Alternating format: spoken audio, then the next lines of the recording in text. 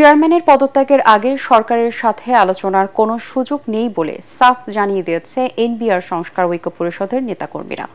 দুপুরে ব্রিফিংয়ে সংস্কার ঐক্য পরিষদের সভাপতি হাসান মাহমুদ তারেক এই ঘোষণা দিয়ে আগামীকালও কমপ্লিট শাটডাউন কর্মসূচি পালনের ঘোষণা দেন। এ সময় তিনি জানান, আন্দোলনকারীরা ব্যবসায়ীদের প্রতিপক্ষ নয়। এদিকে আন্দোলন চললেও আন্তর্জাতিক যাত্রী সেবা এর আওতামুক্ত রয়েছে। রিপোর্ট করছেন মুশফিকুর রহমান।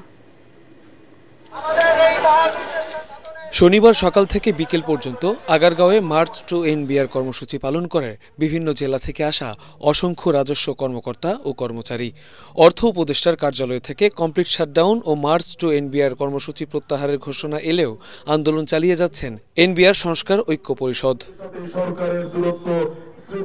অপ্রীতিকর পরিস্থিতি এড়াতে সকাল থেকেই রাজস্ব ভবন এলাকায় বাড়ানো হয় নিরাপত্তা ব্যবস্থা। আন্দোলনকারীদের এনবিআর ভবনে ঢুকতে বাধা দিলে তীব্র রোদ ও বৃষ্টি উপেক্ষা করে সড়ক ও ফুটপাতে অবস্থান নেন তারা।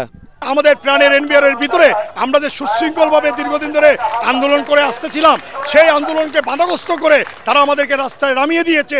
এটা আসলে এনবিআর ইতিহাসটা সারা বাংলাদেশের ইতিহাসে এটি একটি ন্যাক্কারজনক, অত্যন্ত দুঃখজনক ঘটনা।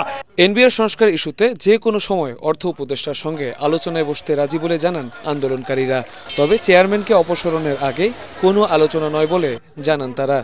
সকল অংশীজনকে সাথে নিয়ে আমরা যেন এই অর্ডিন্যান্স সংশোধন করতে পারি, সেই বিষয়ে আপনাদের সহযোগিতা চাই, সরকারের সহযোগিতা চাই। এই সংগ্রাম আন্দোলনের মধ্যে যিনি বাধা হয়ে দাঁড়িয়েছেন তার অপসারণ নিয়ে কিন্তু আমরা আন্দোলনের নামি নাই। আন্দোলনের বাধার কারণে একটা পর্যায়ে উনি ইনক্লুড হয়েছেন দাবির মধ্যে। সুতরাং আমরা চাই আমাদের লক্ষ্য যদি অর্জিত হতে হয় তাহলে তার অপসারণটা জরুরি। এদিকে ব্যবসায়ীরা এনবিআর চেয়ারম্যানের অপসারণ না করার ব্যাপারে যে বিজ্ঞপ্তি দিয়েছে তার সমালোচনা করে এই সিদ্ধান্ত থেকে সরে আসার জন্য ব্যবসায়ীদের প্রতি আহ্বান জানান সংস্কার ঐক্য পরিষদের নেতারা। এই কারণে পতিত ফ্যাসিবাদী সরকারের দোসর একজন আমলার অপসারণ ব্যবসায়ী সমাজ কাম্য নয় বলেছেন, সেটি তাদের প্রেস বিজ্ঞপ্তিতে তারা খোলাসা করেননি।